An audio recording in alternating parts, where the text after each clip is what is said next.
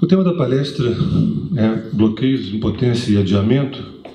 Eu acho um tema sempre pertinente por conta da gente perceber que a gente não podia dizer que nós temos uma sociedade frustrada.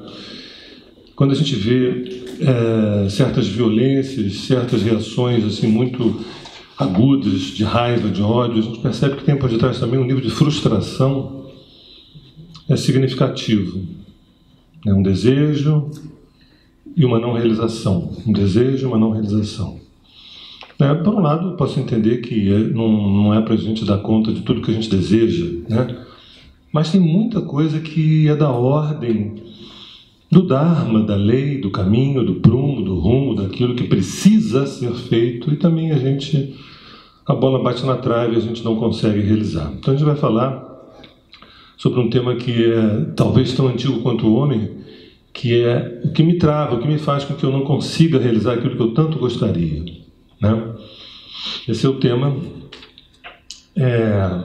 Nós vamos falar em dois níveis. Um primeiro nível, eu vou passar relativamente rápido, que é um nível um pouco mais consciente, que vocês conhecem bem esse filme, ou pelo menos já ouviram falar. E depois a gente vai falar de um nível 2, que é um nível menos consciente, que é um nível mais inconsciente.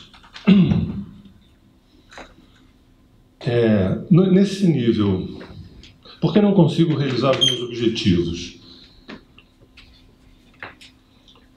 Nós listamos aqui 5 itens, que eu não vou me deter muito, porque são bem familiares. O primeiro item é o seguinte: eu não sei o que eu quero. Eu não sei o que eu quero. Isso é muito comum, ainda mais quando a gente entra num transe de dar conta daquilo que a gente precisa dar conta. Então, a gente entra naquele modo contínuo, naquela roda viva de você ter que dar conta do final do mês, das contas, etc. Quando a gente vê, às vezes, a vida passou, né? E tem outras coisas mais importantes. Pagar isso, pagar aquilo, dar conta disso, daquilo, corresponder à expectativa de fulano, de beltrano, de cicrano, né? Então, não é raro a pessoa dizer: eu não sei o que eu quero. Ou então, eu sei o que eu quero, mas isso é impossível. Sei lá, quando eu me aposentar, então, o primeiro item, eu não sei o que eu quero. O segundo é o seguinte: tem gente que diz: não, eu sei o que eu quero, né? Mas tenho medo de não conseguir. Eu tenho maior medo de não conseguir o que eu quero. Por alguma razão lá, tenho medo de não conseguir. Mas por que você tem medo de não conseguir aquilo que você quer? Item 3. Tenho medo porque não me sinto preparado. Tudo muito cartesiano, muito lógico, né? Claro, eu tenho medo de não realizar isso porque eu não me sinto capaz, não me sinto competente, não me sinto preparado. Eu acho que preciso estudar mais, eu preciso avançar mais, caminhar mais. Tá, tudo certo, isso tudo a gente entende. O item 4 é: não me sinto preparado porque não consigo me organizar para realizar o que eu quero. Isso é um outro tema.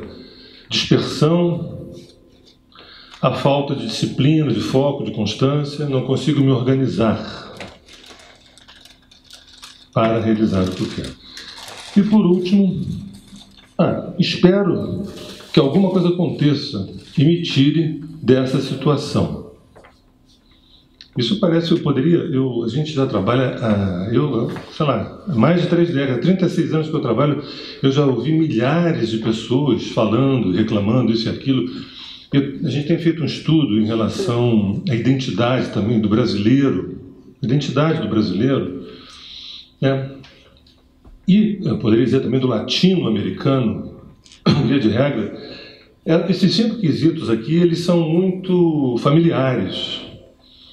Quem sabe eu espere que algo aconteça, e algo muito legal pode acontecer. Afinal de contas, eu acredito em Deus, eu acredito em tantas coisas boas, entendeu? Eu até posto coisas lindas no Facebook. Por que eu também não seria beneficiado com isso tudo?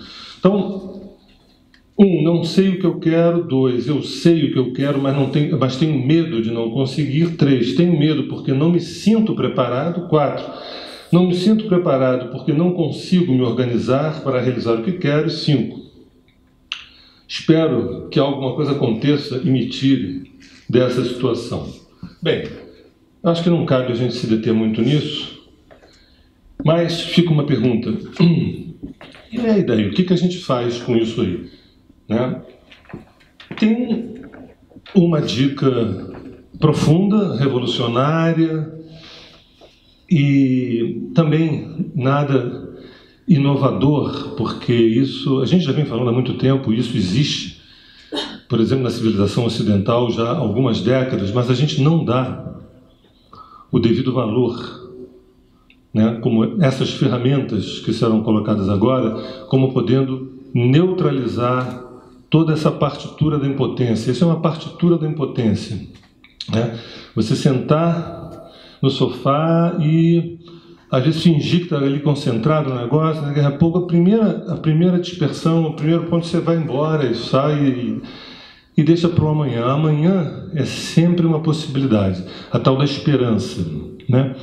Uma esperança às vezes sem discernimento, uma esperança às vezes sem foco, uma esperança sem produtividade, uma esperança sem um planejamento, uma esperança, né? Então, o que fazer numa situação como essa? Aí eu queria colocar para vocês algo que para mim é meio matemático. Primeiro, número 1, a gente precisa se tornar íntimo do peito, do coração, dos sentimentos. Fazer contato. Via de regra, nós somos uma civilização com baixo nível de contato.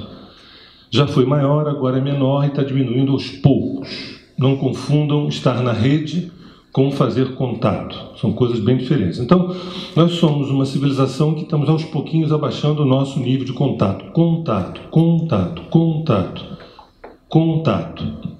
Bem, esse contato tem uma lógica, que esse contato se refere a o que eu estou sentindo. A partir desse mantra, desse portal, dessa travessia que é da autoalienação para um contato com os sentimentos, a gente abre um outro portal para a psique, que em grego significa alma. Aquilo que é da ordem do subjetivo e é mais profundo ainda. Bem, nesse lugar, chamado psique, chamado alma, existem as nossas verdades que repousam ali dentro. Tendo escuta para elas, aquele negócio desmantela em 3 minutos. Por quê? Eu sei o que eu quero. E a psique tem obrigação, aos poucos, dependendo do nosso nível de consciência, de nos sugerir, inspirar, intuir ferramentas de como lidar com aquilo que agora eu sei o que eu quero. Então, quando eu faço contato com o sentimento ele me leva para a psique, né? E a psique me leva para essas verdades. Essas verdades me levam para um nível de consciência maior, cada vez maior a respeito, né? Então, eu construí aqui uma espécie de coreografia antes essa partitura, que diz o seguinte: sentimento leva a psique abre um caldo, abre uma perspectiva de consciência, de discernimento, de clareza, né?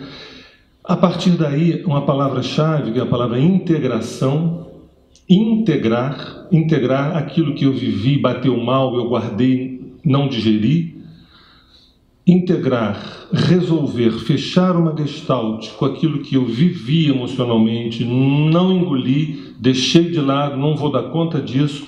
Isso fica como uma espécie de uma forma de recalque que vai puxar o teu tapete na primeira oportunidade. Então, a maneira da gente poder mexer nesses 5 itens é a gente fazer esse processo do sentimento que leva a psique, que leva a consciência, que leva a integração, né? E essa integração permite o mérito anímico, o mérito da alma, como que diz assim: agora não, tudo bem, está liberado, vai e faz, porque agora você sabe o que você quer. Isso tem uma relação profunda com o teu ser e você está liberado. Por enquanto não estava, eu não sabia, bati a cabeça. Então isso é o básico do básico, mas para muitas, e eu chamo de revolucionário, porque isso não tem contraindicação e não tem 2 caminhos. Do que eu estou falando esse tempo todo? Como neutralizar esse processo de alienação e de impotência? nesse primeiro nível, é fazendo contato através do que eu estou sentindo, isso me leva à psique, isso me leva a vários discernimentos de consciência, isso me leva a um processo de integração, e isso me leva a um mérito, eu posso. A palavra integração talvez seja uma palavra um pouco mais difícil de se compreender. O que está falando como integração? Por exemplo, vou dar um exemplo. A gente vive uma perda afetiva.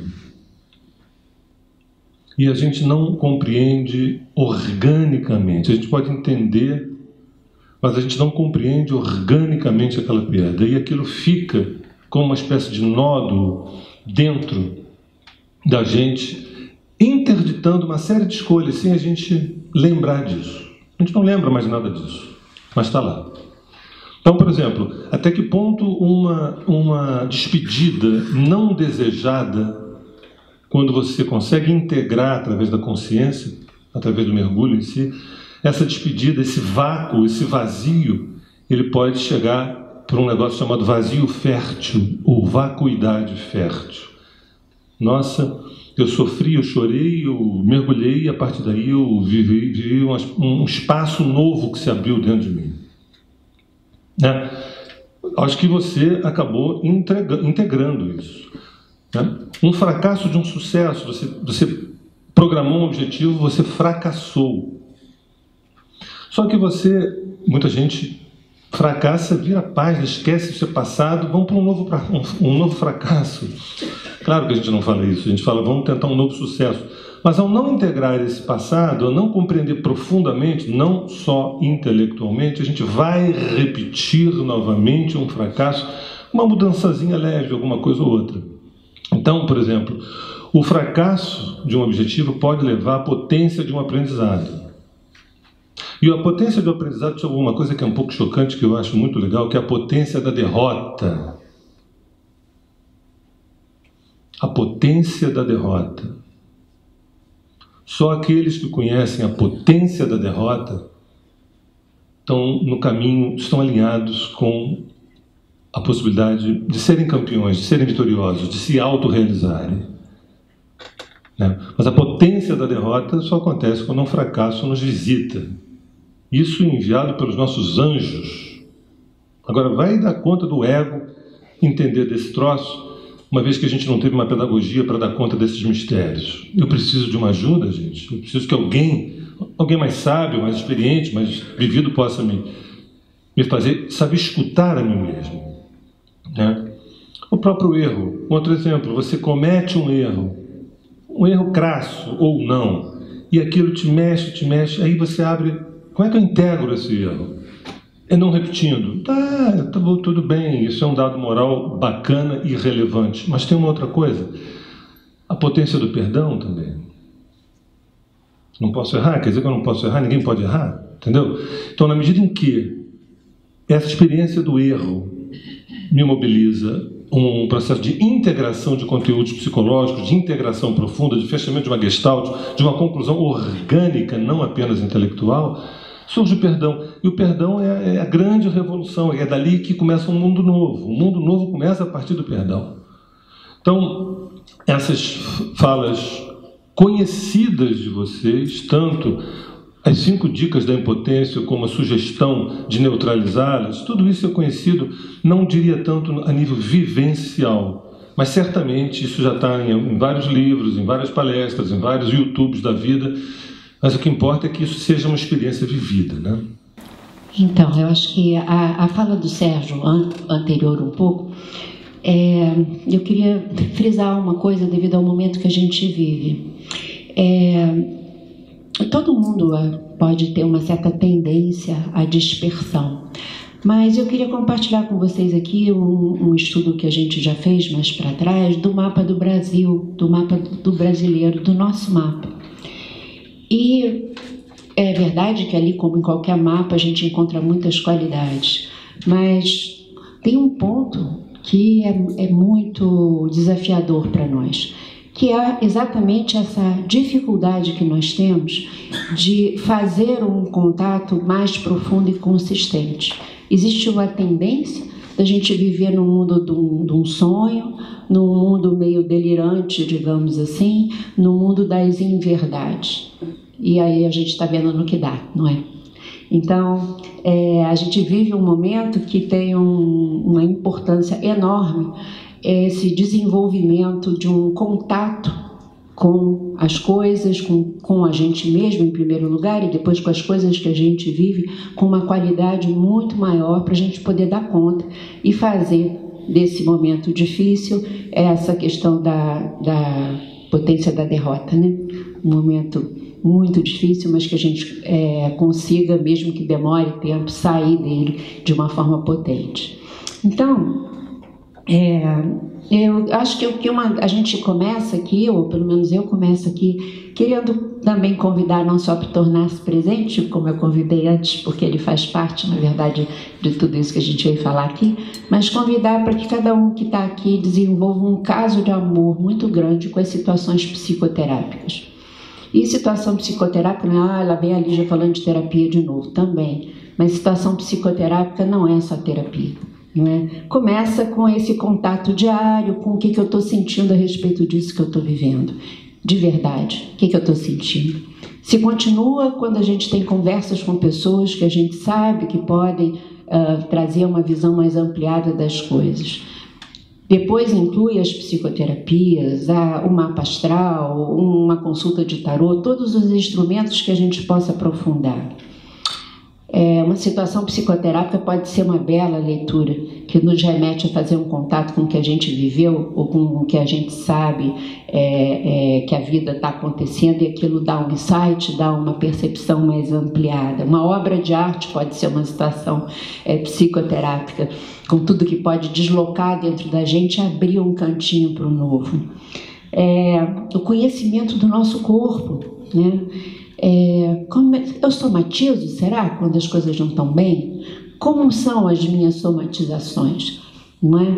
Será que... Eu acho que o corpo faz delação premiada, sabe, gente? Ele avisa, né, do que está acontecendo, e a gente negou durante um bocado de tempo, sabendo que se ele também não nos avisar, ele mesmo vai sofrer cada vez mais. Né? Então a gente precisa conhecer esse corpo, né? Como é que ele fala, a linguagem dele. E a meditação, eu acho que a gente desenvolve essa questão do tornar-se presente, porque ela é uma ferramenta magnífica que nós aqui ainda temos muitas vezes 1000 fantasias a respeito da meditação. Então eu só queria até agregar uma falinha sobre ela, que eu acho que é super importante. Muita gente fala, eu não consigo meditar. Não importa. Se a gente para um pouco, se a gente fica em silêncio, o próprio silêncio e a serenidade que isso traz já é um aspecto, já é uma situação psicoterápica, no sentido de nos ajudar a fazer esse contato com uma qualidade muito maior.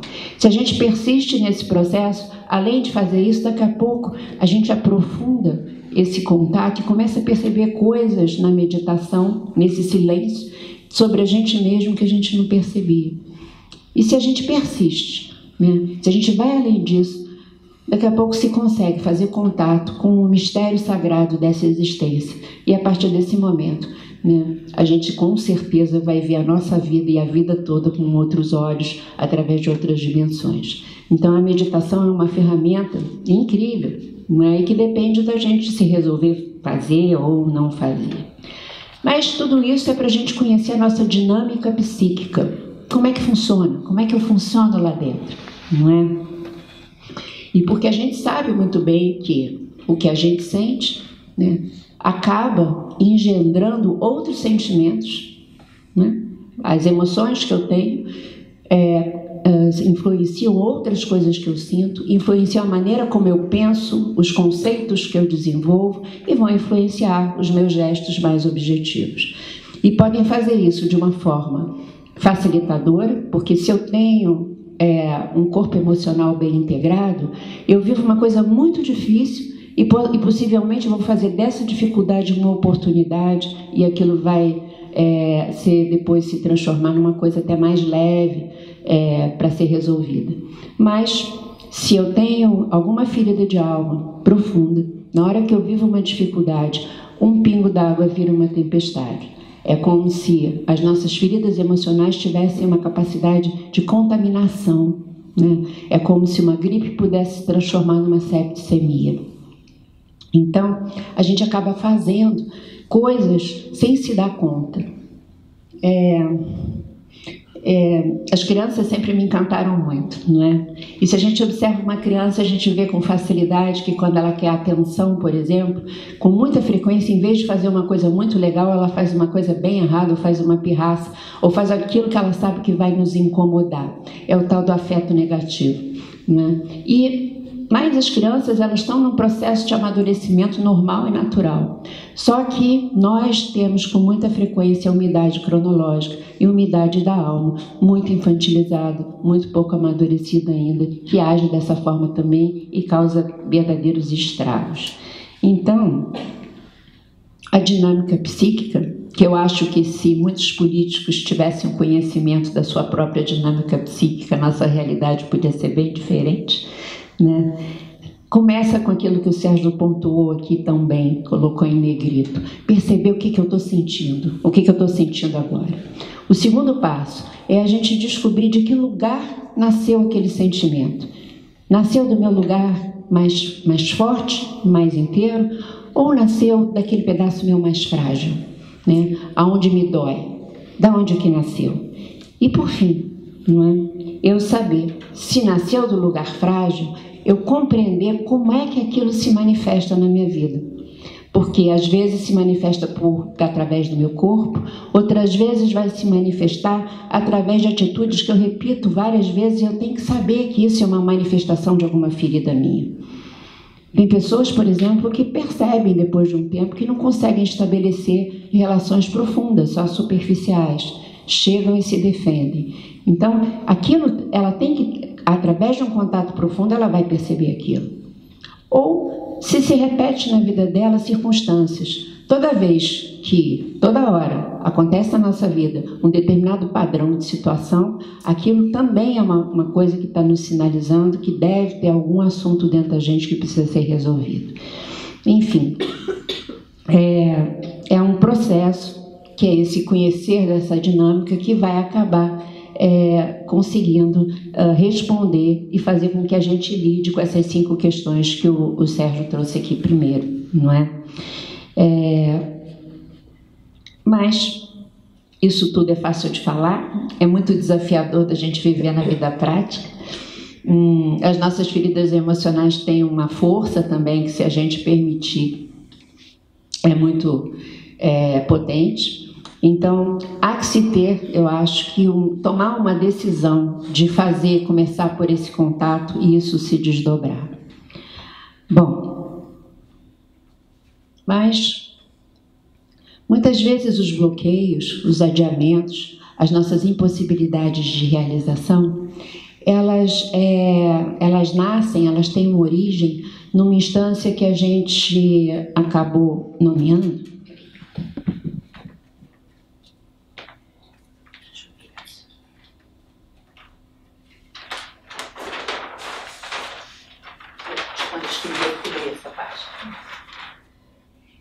De nível 2. Então, muitas vezes os nossos bloqueios vêm de uma instância em nós que a gente chamou de nível 2, que é uma instância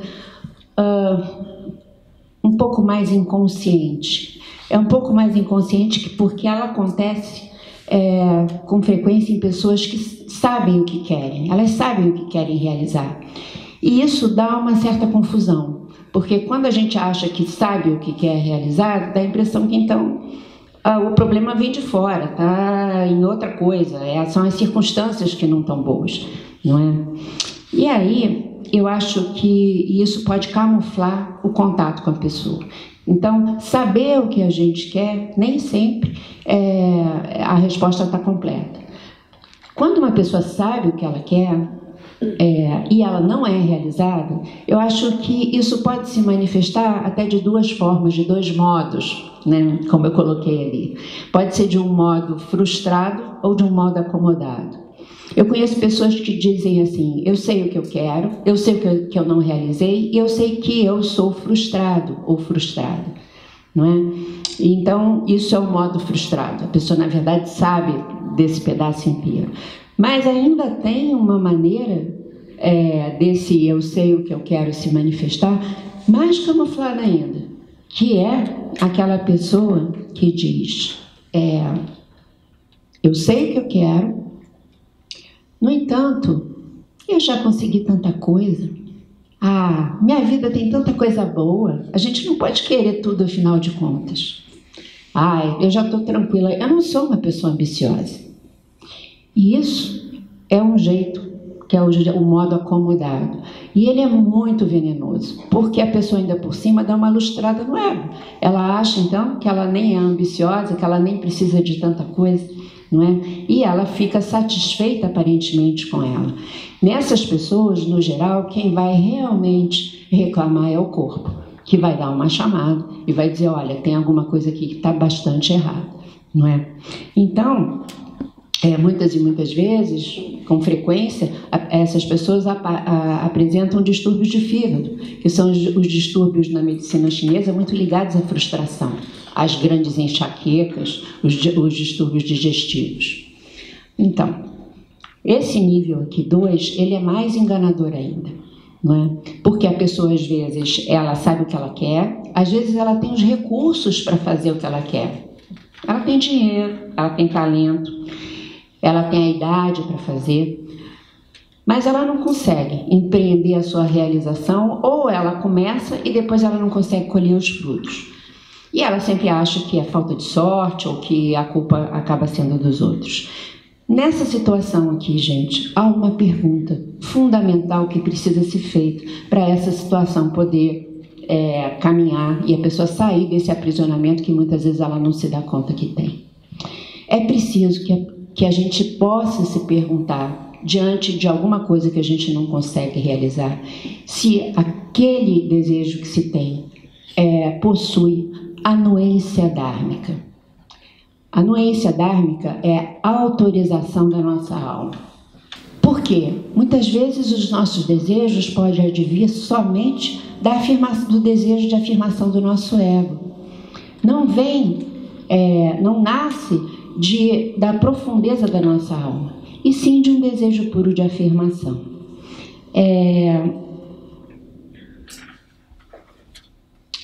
Eu acho que para a gente entender a anuência dármica, precisa saber o seguinte: todo ser humano que nasce, vem com um propósito de alma, de realização no mundo muito específico. É como se cada um de nós tivesse uma responsabilidade espiritual profunda de realização, de contribuição com esse mundo e com esse nível, com essa instância aqui. Só que quando a gente é educado e a vida passa, a gente muitas vezes nem tem tempo de pensar nisso. Mas isso é o que fundamenta a vida toda. Então, a anuência dármica, lembrar que significa a lei com L maiúsculo, a lei que nos rege de maneira mais profunda, mais ampla e mais definitiva. É quando, né? Quando é que se tem anuência dármica? É quando o desejo que eu tenho consciente, ele é ressonante, ele corresponde ao propósito que a minha alma tem de realização aqui nesse mundo, nessa encarnação. Mas não é só nisso. Então, para ter anuência, o propósito tem que estar alinhado com a minha alma, e eu preciso também viver um processo consciente de integração das feridas que existem dentro de mim, de caráter emocional, que são impeditivas da realização desse propósito. Essas duas coisas precisam acontecer. Caso contrário, não é? A gente não vai conseguir essa anuência dármica. É como se a nossa própria alma falasse, não dá. Mas quando a gente chega nesse ponto de que o meu objetivo na vida corresponde ao objetivo da minha alma, e eu estou num processo de cura, sabe, daquilo que me impedia, a nossa própria alma gera uma energia que diz, ok, você está pronto, e atrai energeticamente, é como se abrisse uns portões energéticos, atrai condições favoráveis para que a pessoa realize aquilo que ela deseja, o que ela quer, o sonho dela. Ninguém escapa desse processo, ninguém. E é preciso que a gente saiba, então, que uma das razões mais contundentes para a não realização de alguma coisa que se quer pode ser a falta de anuência dármica.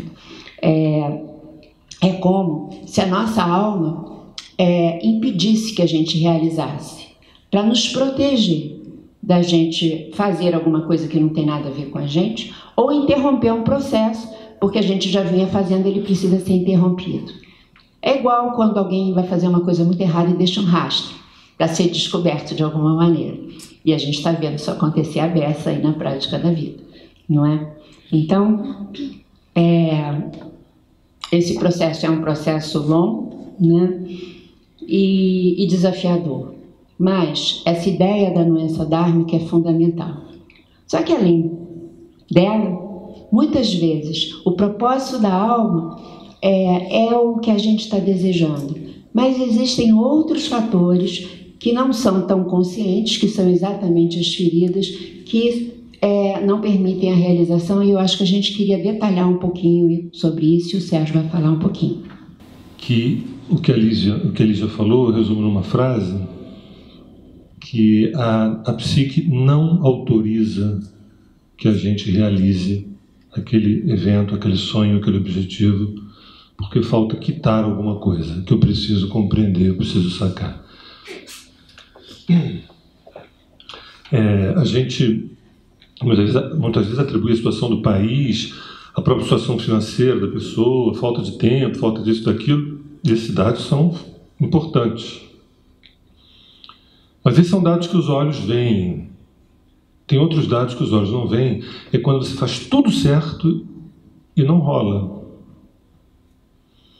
Então foi porque não fez tudo certo? Não, você fez tudo certo, mas você não tinha permissão da tua alma, da tua psique, do teu inconsciente, porque você tinha uma série de conteúdos que estavam recalcados, não integrados.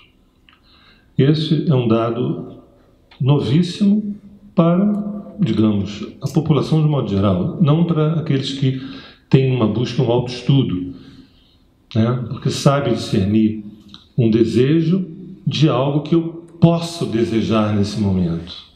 Eu posso desejar. A anuência dármica é o endosso da alma.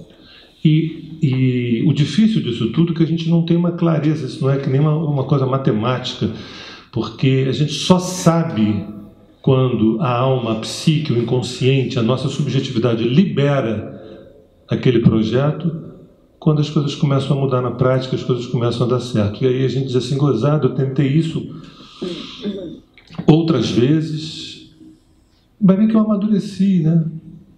Talvez, entendeu? E eu volto, nem sempre isso está ligado ao fato de você estar fazendo tudo errado. Não, às vezes você faz as coisas certas, mas não tem essa liberação. Ali, eu queria falar de nós vamos trazer 4 fatores misteriosos que podem explicar essa interdição, né? O primeiro é culpa inconsciente, o segundo são culpas inconscientes, o segundo é medos de natureza inconsciente, o terceiro é autodefinições inverossímeis, autodefinições falsas, né? E o quarto, interdições energéticas. O primeiro que a gente colocou são culpas inconscientes. Aí a gente pode pensar, nossa, já não bastam as culpas conscientes, ainda tem aquelas inconscientes, pelo amor de Deus. Onde é que surgiu isso, esse negócio de culpa inconsciente? Qual é a invenção? Qual é a moda agora? Isso está no WhatsApp? O que aconteceu? Eu particularmente aprendi isso com os clientes.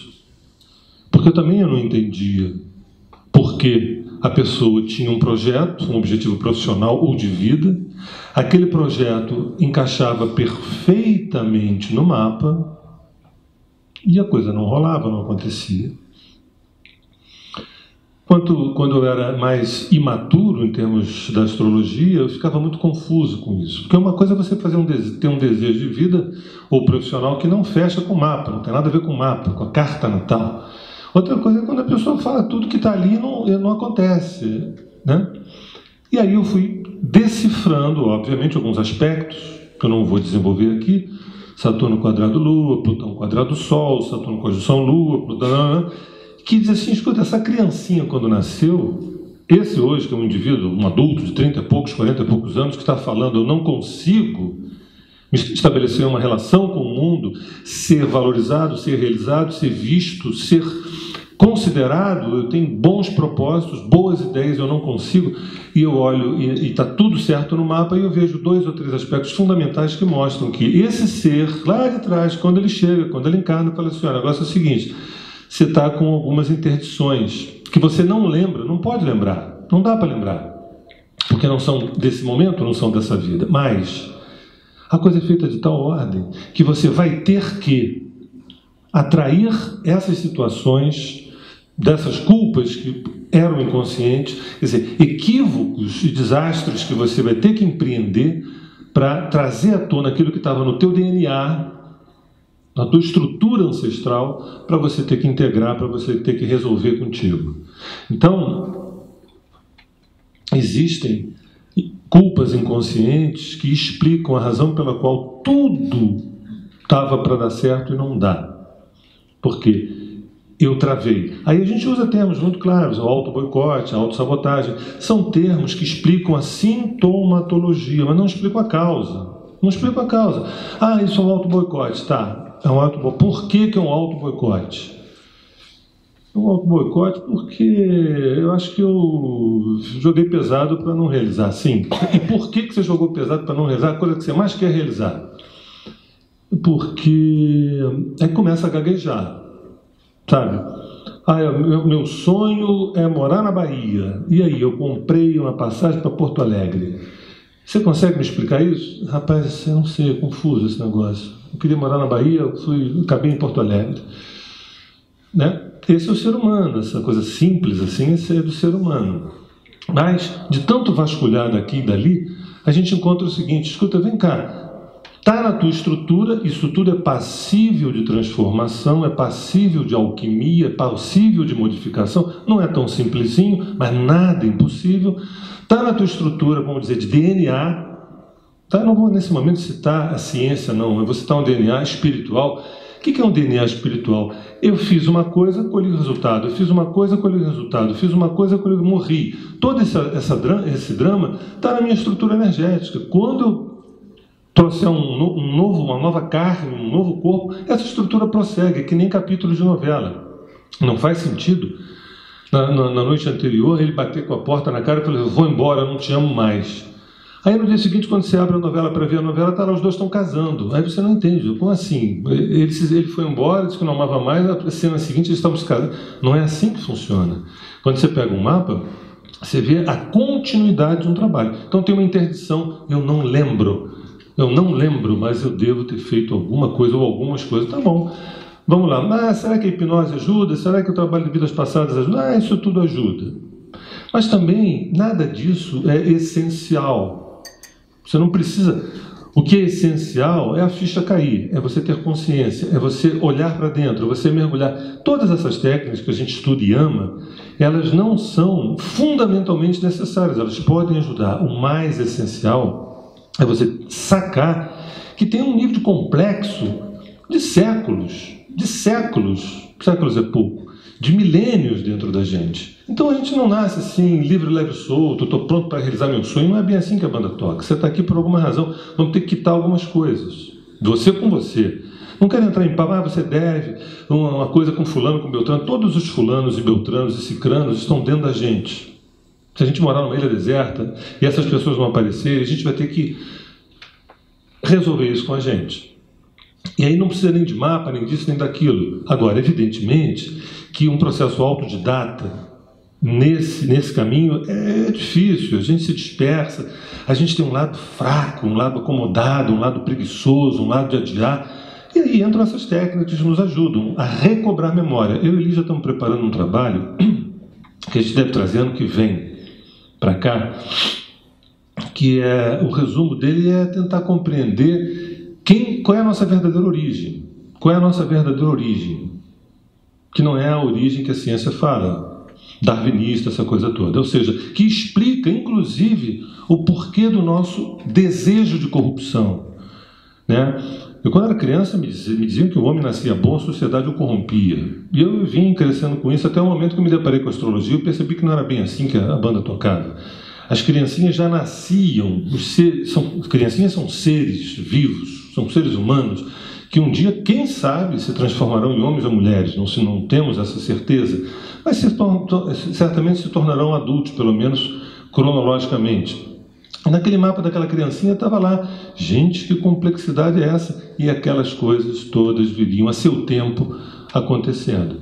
Então, eu quero colocar para vocês que um objetivo não realizado, para a gente não ficar ensinando o Padre Inácio Vigário, falando óbvio, é porque você não se preparou, é porque seu objetivo... Não, tudo isso é verdade, mas tem uma outra coisa, quando tudo está a favor e a bola não entra, né? A gente ali listou 4 aspectos. Um dos aspectos significa eu não tenho autorização da minha alma para realizar aquilo que tem a ver com o meu Dharma. Eu só vou saber disso quando as coisas começarem a dar errado. E eu só vou mudá-las pelo menos 100% se eu conseguisse olhar para dentro e tentar, tateando no escuro com uma lanterninha pequena, encontrar aonde foi que eu virei as costas para o meu ser.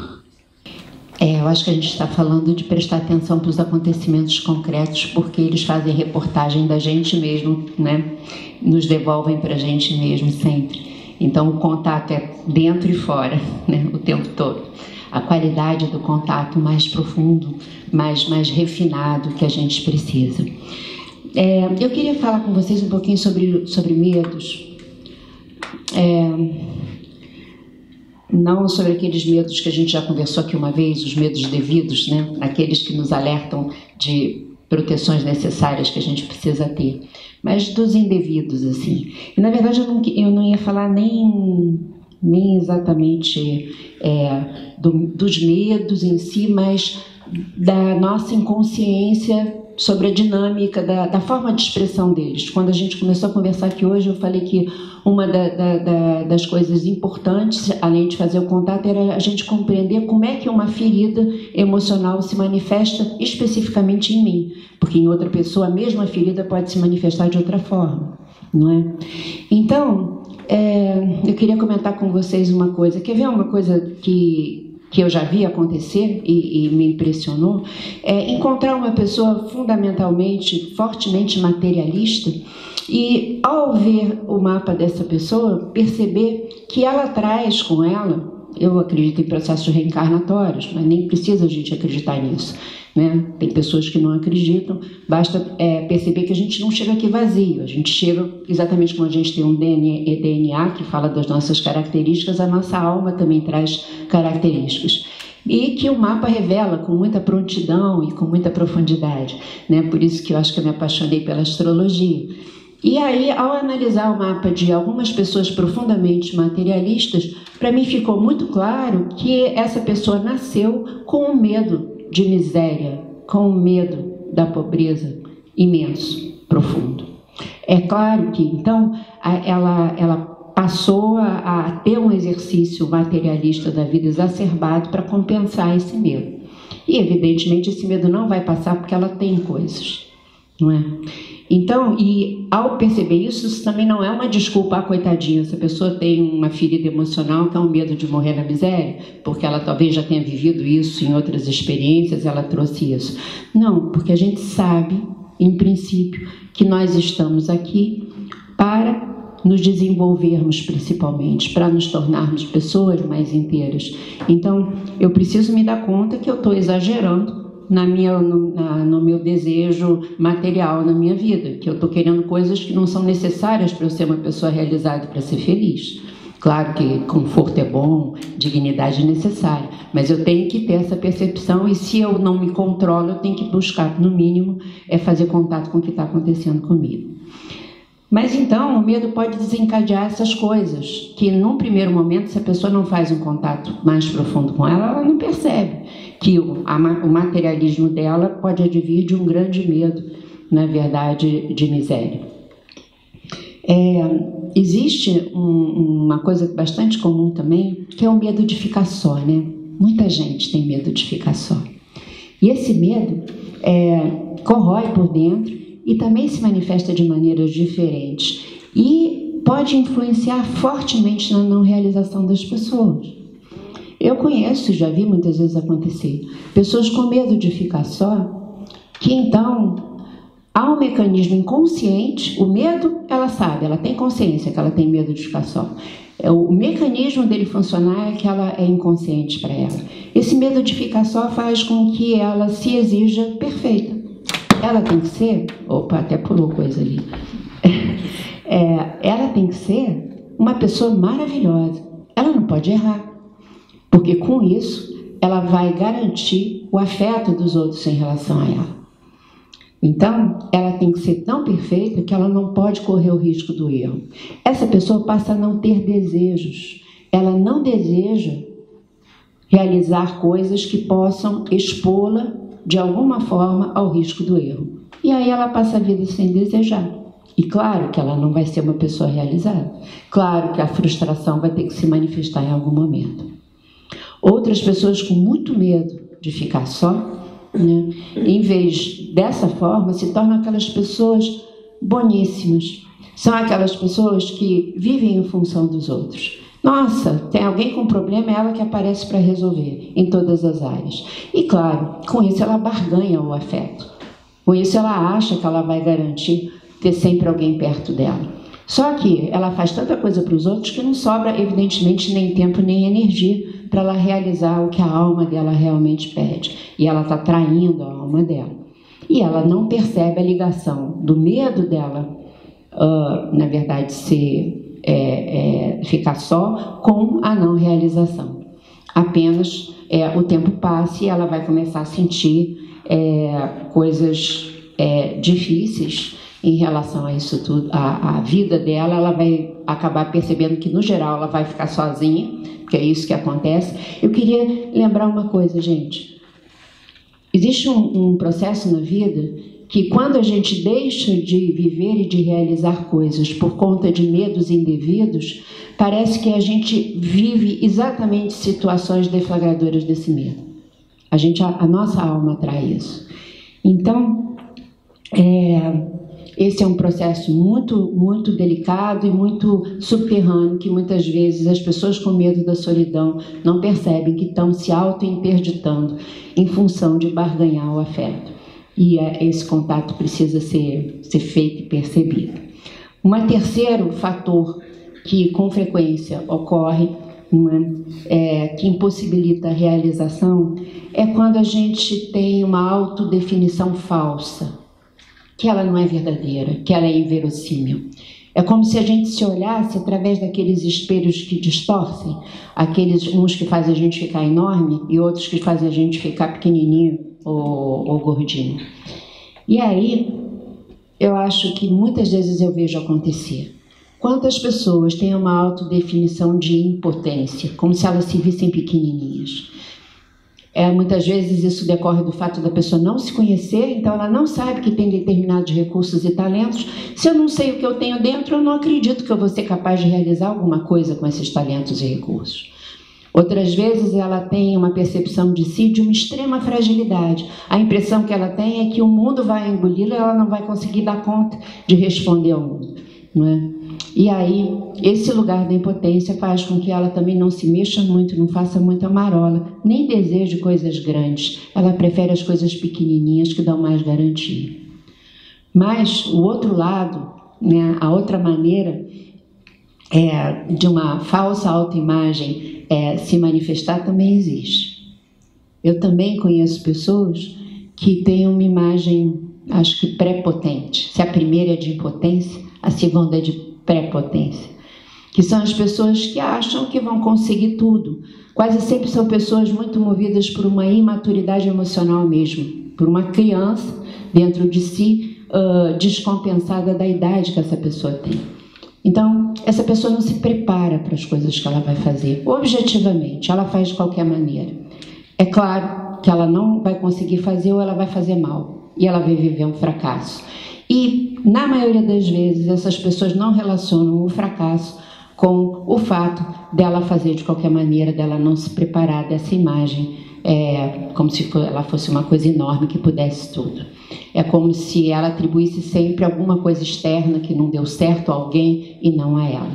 Então, esses processos são todos delicados e exigem esse contato de qualidade, frequente, sem que a gente também se ache uma mala de defeitos, porque todos nós temos um lado extremamente potente, mas que para ser realizado precisa que se encare esses lados da dificuldade, das coisas pequenininhas em nós que nos fazem muitas vezes nos sentir mal, mas que a gente veio aqui para transformar e poder desfrutar da grandeza que a gente traz dentro. Um quarto e último item dos fatores misteriosos que contribuem para essa interdição, a gente chamou de uma interdição energética no campo áurico. Eu não queria desenvolver muito isso, apesar disso tudo ser muito importante, mas eu não gosto de dar tanto peso, porque isso também, os 3 quesitos que eu vou falar aqui rapidamente, muitas pessoas se depositam nesses quesitos para sentar na poltrona do adiamento, a poltrona do adiamento, né? Uma interdição energética no campo áurico, um primeiro item seria quando a gente percebe que existem entidades sombrias à nossa volta que impedem que a gente possa tocar o barco, né? Entidades no plano espiritual, entidades seriam, me refiro a espíritos que estão bastante desassossegados em encontrar um canal de diálogo, de expressão com a gente e tem a função ali de empatar o jogo, de parar o jogo, de interditar. Isso, para nós, é extremamente concreto e materialista, mas até que isso fique claro, a gente já fracassou vários objetivos, até perceber que tem uma onda energética, né? E aí, tem gente que tem várias práticas espirituais que melhoram ou curam essa vulnerabilidade do corpo áurico do ponto de vista espiritual. Um segundo ponto é quando a gente também faz projetos e objetivos com pessoas que a gente pensa que conhece e que elas acabam por drenar a nossa energia. É um dreno da potência realizadora. Então a gente não se dá conta muito cedo de que a gente está ali enchendo o saquinho de farinha e tem um buraquinho onde aquele saco nunca enche, porque está sempre faltando. Aí a gente descobre, depois de muito tempo, que aquela parceria é uma parceria drenadora de potência. Também tem uma espécie de mérito para aqueles que se deixam atrair por vampiros que se mascaram de gente que, olha, estamos junto, mano. Então isso também depende de um discernimento, de uma clareza, e também sempre pergunta. A nossa fala nunca irá na direção da vitimização. Eu não acredito, eu nunca conheci uma vítima. Eu sei que do ponto de vista social, antropológico, político, né, a gente, que é uma camada, é uma instância menos profunda do que a camada psíquica, a gente, nessa camada antropológica, a gente vai encontrar vítimas da injustiça, da miséria, da fome, da ignorância, crianças que foram mortas de uma maneira. Isso tudo é apenas terrível e precisa ser trabalhado, combatido, etc, etc. Mas quando a gente entra no terreno da psique, não existem vítimas. Nunca. Aquilo que eu posso não entender. A ponto a gente usa uma expressão, que é uma expressão justiça imanente. Ou seja, tudo o que acontece a todos é sempre justo, ainda que eu não compreenda neste momento, ou ainda que me pareça frontalmente injusto. Mas o meu intelecto é uma coisinha mínima para dar conta dessa coisa enorme chamada realidades ou chamado o real. Então, a segunda coisa é a atração de parcerias que possam drenar a minha energia e depois a ficha vai cair, vai ter um quebra-pau. Isso se eu não for ainda atraído ou não tiver uma pernada que eu leve. E a terceira e última desse quarto quesito, interdições energéticas, é quando processos emocionais depressivos me drenam a própria energia, no sentido de eu querer e não conseguir empreender, o meu caldo emocional não permite ir adiante disso. Isso tudo a gente não dá muita vazão, porque isso tudo a gente já sabe. Aí fica a pergunta, já beirando o final do nosso trabalho, então o que é necessário saber, né, para, quem sabe, a gente ter um diálogo com essas impotências, esses adiamentos, esses bloqueios.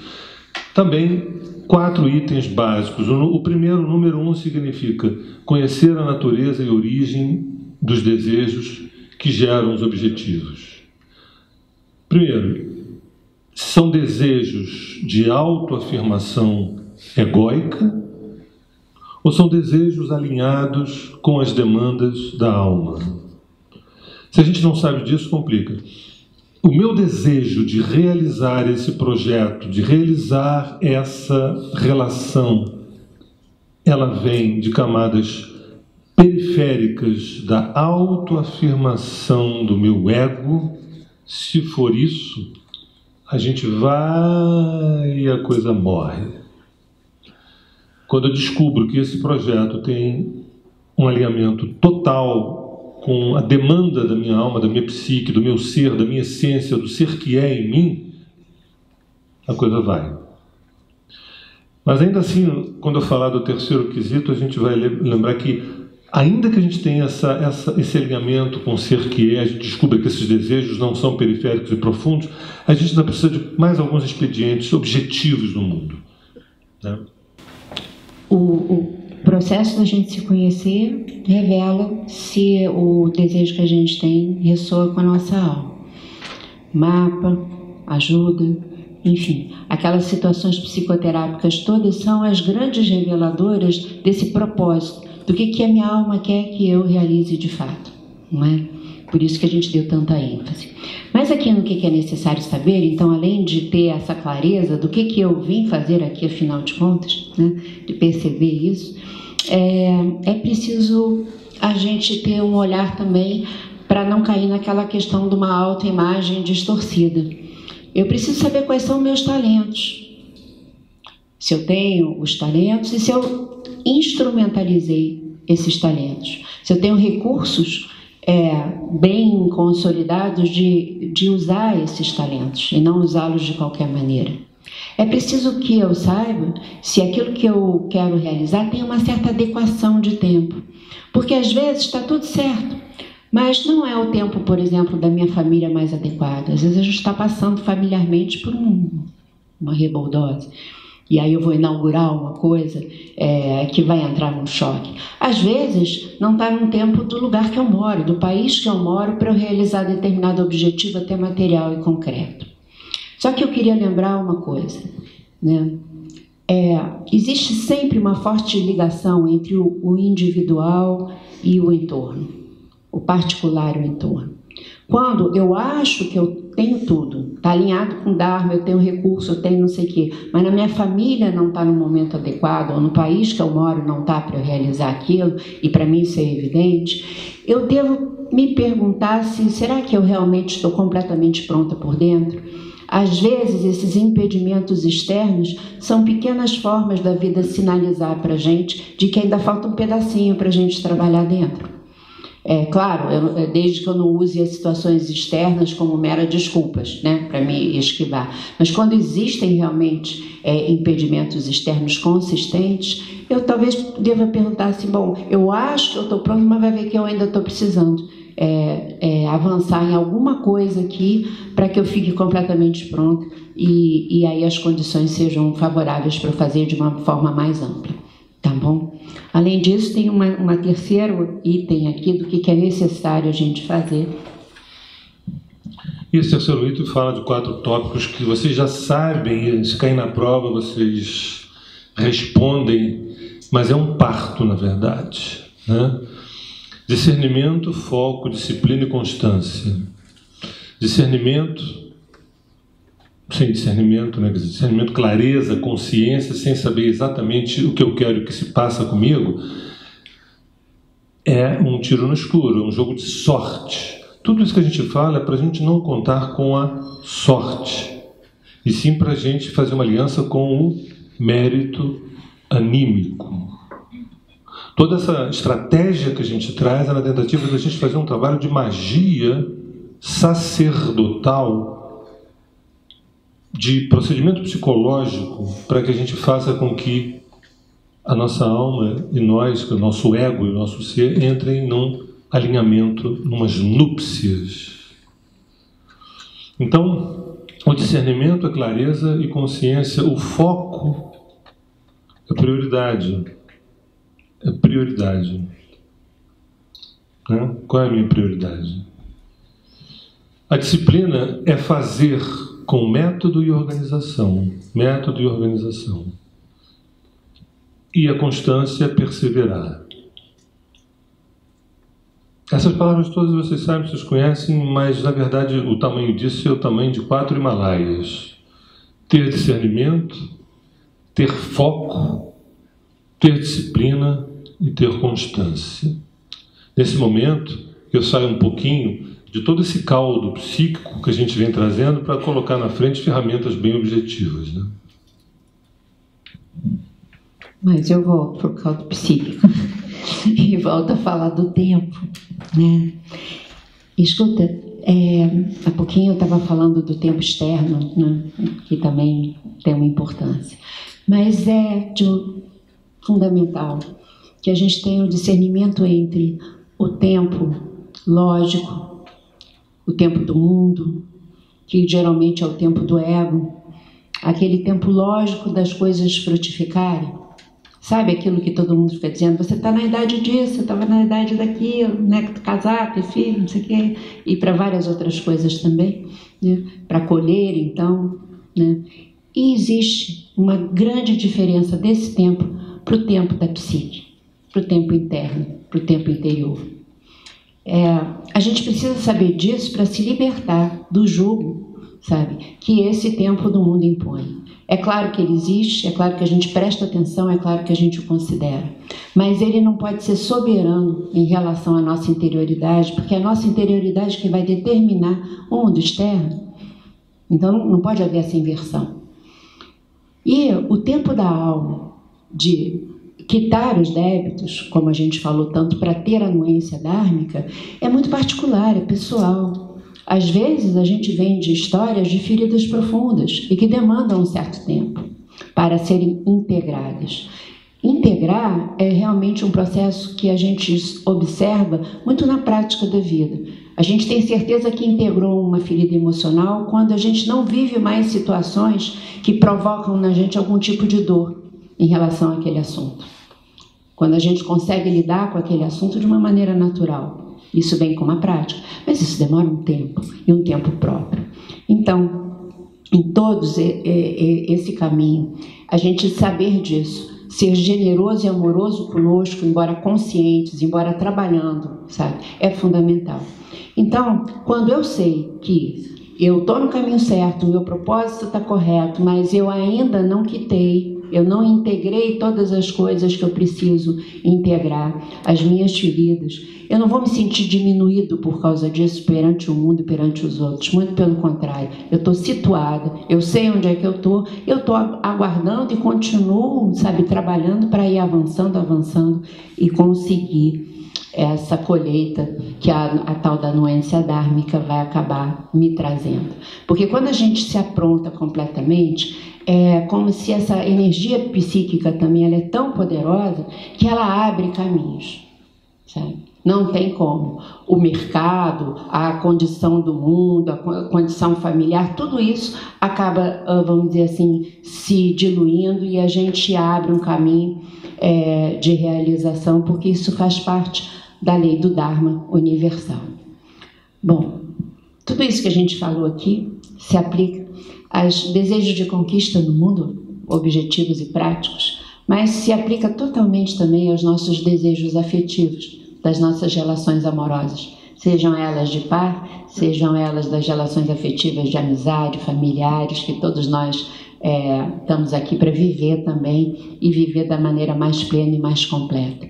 Então, tudo isso que a gente trouxe, sabe, fala a respeito de todo e qualquer assunto da vida. E aí eu acho que eu só queria encerrar aqui a minha fala, passar para o Sérgio, se quer falar alguma coisa e a gente ter um tempinho de conversar, para uma coisa que eu tenho certeza, e eu sei que vocês sabem disso também. Pessoas frustradas não amam bem, né? A frustração compromete a nossa capacidade de amar. Pessoas frustradas, elas se tornam competitivas, se tornam agressivas, ou então elas precisam compensar a dor da frustração com um desvio para, vamos dizer assim, matéria, para vaidade, para as coisas do ego mesmo, dissociado da alma, para tentar compensar. Então, se a gente quer amar e ser amado, é bom que a gente trabalhe muito no sentido, né, de conseguir a anuência dármica para as nossas realizações em todos os sentidos, e isso ser um belo incentivo para a gente não se cansar e pensar em desistir no meio do caminho. Só uma pequena adendo que ele já falou: pequenas frustrações fazem parte da vida, tá? Todo esse tempo que ele já falou, e nós estamos falando de significativas frustrações, que a gente não pode correr esse risco sob pena de alastrar um caldo sombrio e violento. Pequenas frustrações, isso é da vida, normal, natural, papapá, toca o barco. Só para lembrar isso. Acho que você levantou uma coisa que... Aí eu acho que tem até uma coisa maior que ia passando. Eu acho, assim, as frustrações são um caminho pelo qual a gente se dá conta de muita coisa. O problema não é a frustração, ponto. É ficar estagnado na frustração, né? Então, a gente se dá conta que está frustrado e ir adiante para fazer todo o caminho que a gente falou, né? E isso inclui as pequenas frustrações, né? A frustração, na verdade, é aquela forma que a alma tem também de nos dizer: tá desviado do caminho, acorda aí, poxa. Sabe, você merece mais, vai ficar no menos por quê? Né? A frustração é isso. Só que às vezes a gente não entende e fica lá, apegado à frustração. Não pode. Diga. A questão que vocês comentaram sobre a gente reconhecer feridas emocionais, né? Para a gente conseguir. Não basta só a gente reconhecer nosso propósito, nossos valores, talentos, para a gente saber o que quer fazer. A gente tem que reconhecer as nossas feridas também, não sei se é passada, emocionais. Não basta só reconhecer, né? A gente tem que perdoar também. É mais ou menos nesse sentido? Perdoar é a última coisa, tá? A gente está com uma pressa de perdoar que faz uma lambança. A gente não pode sair perdoando, gente, tá? Que isso é da boca para fora. O perdão é o último portal, a ficha tem que cair. Então, também não basta saber das feridas. Tem elaboração, tem trabalho, tem alquimização, tem transmutação, tem cura, tem transformação, aí entra o perdão. Entendeu? Porque não dá. A gente às vezes perdoa fora do tempo, antes do tempo, e aí não adianta nada. Então, não adianta também só reconhecer, você tem que fazer um processo de transformação e de cura. É igual cicatriz. A metáfora é cicatrizar a ferida. É um processo que vem lá de baixo, que vem subindo, subindo. O perdão é quando cai a casquinha. Tá? É um processo a ser vivido de integração das feridas. Por isso que a gente chama de ferida, até. Porque tem metaforicamente, uma relação com as coisas físicas que acontecem e a gente conhece melhor, né, os processos. E ter mais intimidade com eles. Então, é um processo que se precisa viver, mas a gente está aqui para isso. Então, isso não é impossível para ninguém, sabe? Absolutamente, pelo contrário. Toda a nossa possibilidade reside nisso. Tá?